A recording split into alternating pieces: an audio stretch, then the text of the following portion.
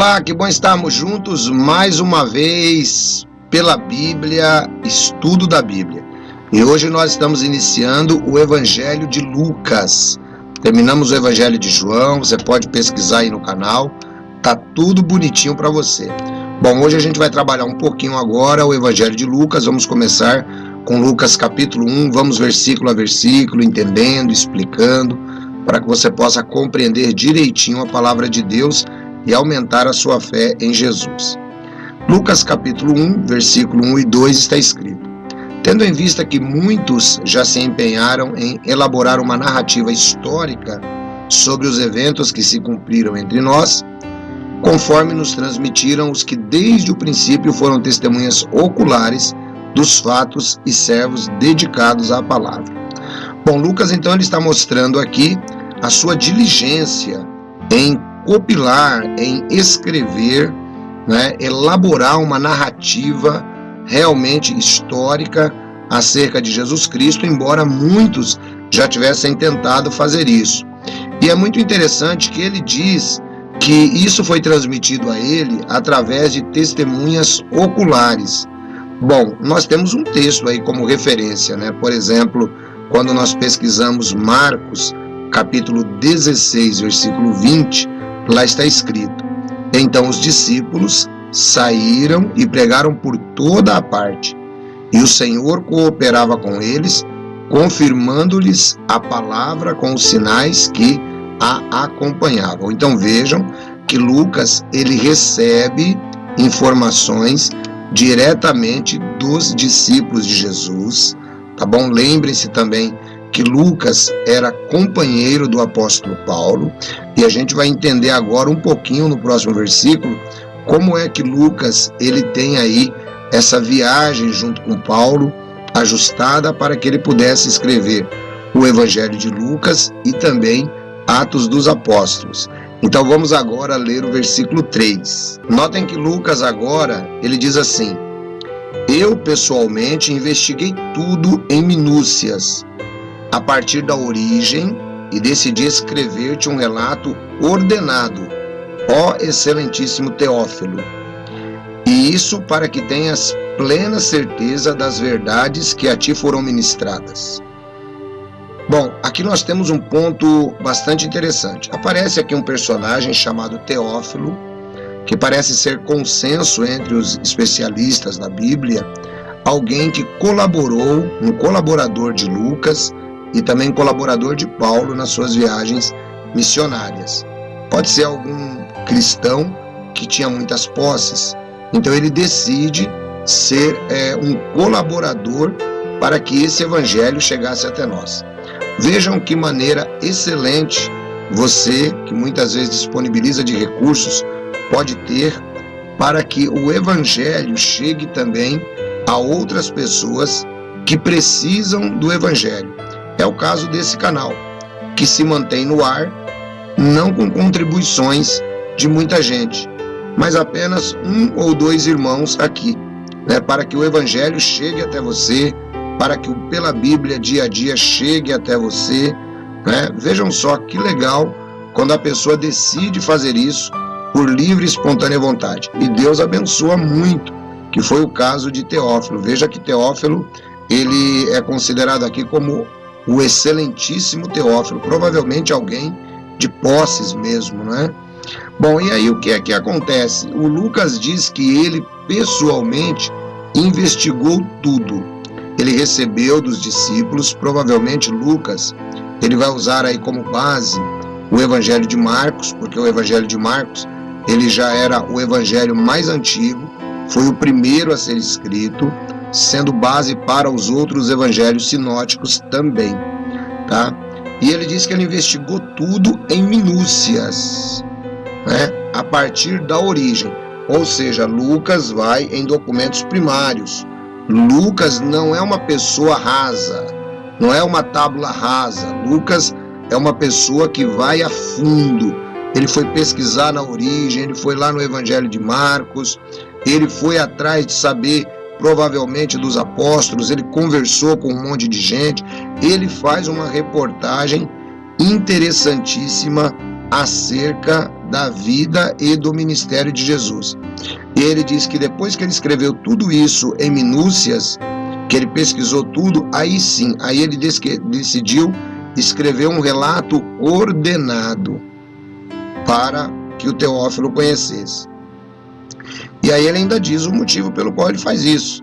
E isso para que tenhas plena certeza das verdades que a ti foram ministradas. Gente, existe uma coisa que é muito importante. As verdades que nós recebemos através da palavra de Deus, de nosso Senhor Jesus Cristo, nós podemos ter plena certeza. O que não dá para você ter certeza, por exemplo, é em verdades que você recebeu de uma seita. Verdades que vão mudando a cada tempo, a cada dia, não é? A verdade atual hoje é uma, aí daqui a 5 anos ela já não é mais verdade, ela deixa de ser verdade. Aí dali 10 anos ela passa a ser verdade de novo. Então não, a palavra de Deus, a Bíblia, vejam conforme disse Lucas, para que você tenha plena certeza das verdades que a ti foram ministradas. Eu vou dar um exemplo. Imagine você que pertenceu a uma determinada seita.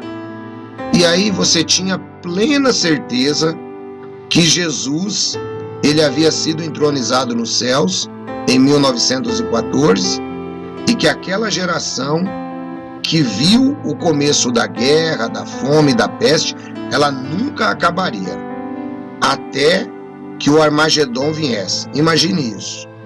Mas passou o tempo, aquela geração morreu e o Armagedon não veio.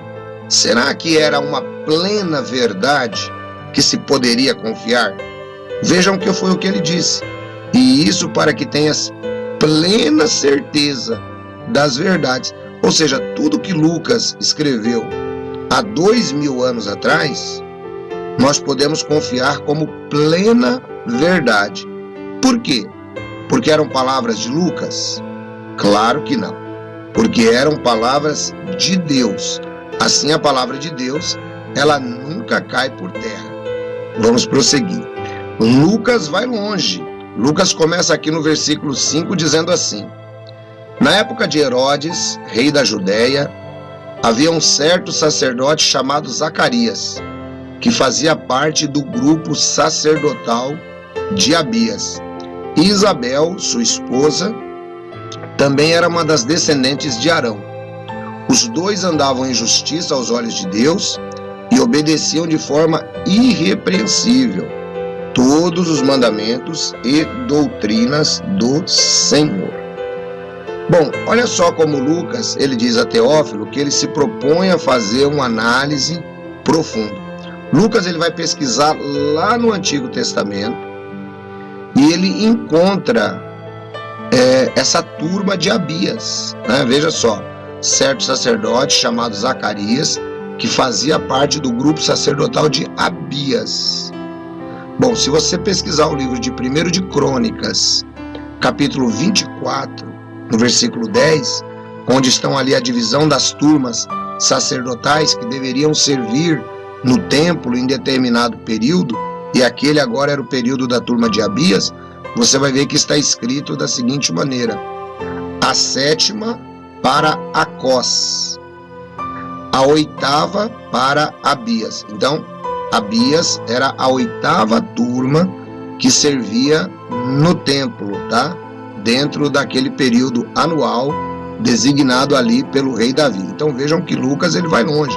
Então ele encontra a turma de Abias e ele encontra esse descendente aqui, ó, tá? Da turma de Abias, que é o Zacarias. Então vejam que Lucas, ele se propõe a fazer a coisa desde o começo. Ele vai trazer o relato da vida de Jesus, mas é claro que antes de trazer o relato da vida de Jesus, vejam que ele está trazendo o relato da vida de João Batista, porque tem tudo a ver com o relato da vida de Jesus.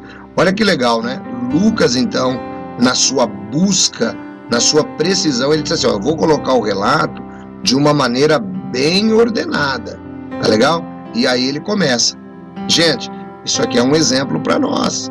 Vejam, às vezes nós apresentamos assuntos aqui no canal Pela Bíblia e o irmão se contenta só em ouvir, né? E deixar para lá. Não, irmão, pesquise. Tudo aquilo que a gente fala aqui, se você tem um pouco mais de interesse sobre o assunto, vá pesquisar, né? Hoje a internet está repleta de estudos bíblicos que você pode pesquisar, não é? Inclusive esse detalhe aí acerca do sacerdote Abias, ele é um detalhe super interessante e que quando um estudo bem feito, tá?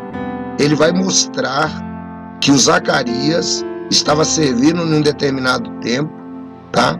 E quando Elizabeth fica grávida, ou Isabel fica grávida, 6 meses antes do nascimento de Jesus Cristo, antes de Maria também ficar grávida, você vai perceber que, inclusive, por aí, quando a gente começa a analisar, é possível, inclusive, identificar o mês que Jesus Cristo nasceu. Veja só que interessante. Por isso que é importante a gente pesquisar um pouquinho mais, tá? Então, vamos prosseguindo aí e vamos ver o que é que Lucas tem a nos dizer.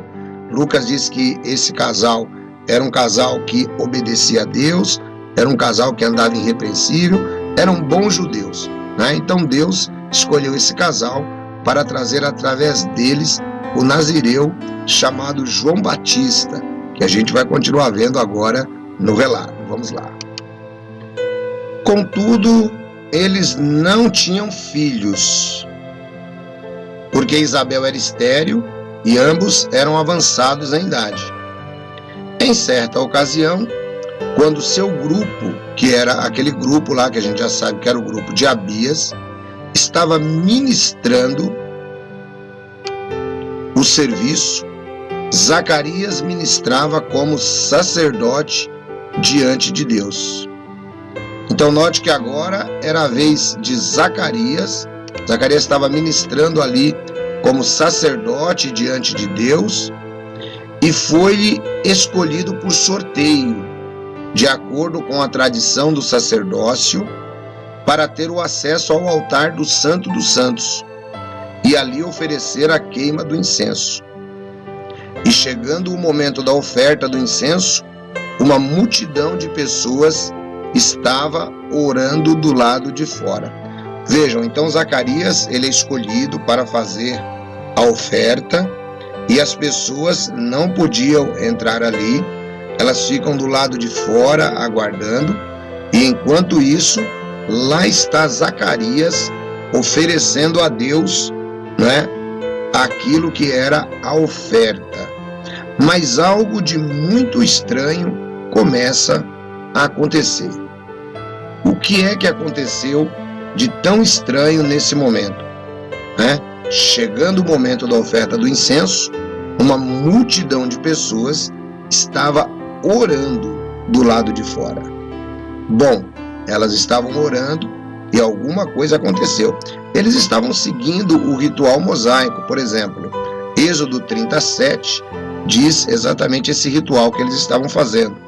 Arão fará queimar incenso aromático sobre o altar todas as manhãs, assim que vier cuidar das lâmpadas.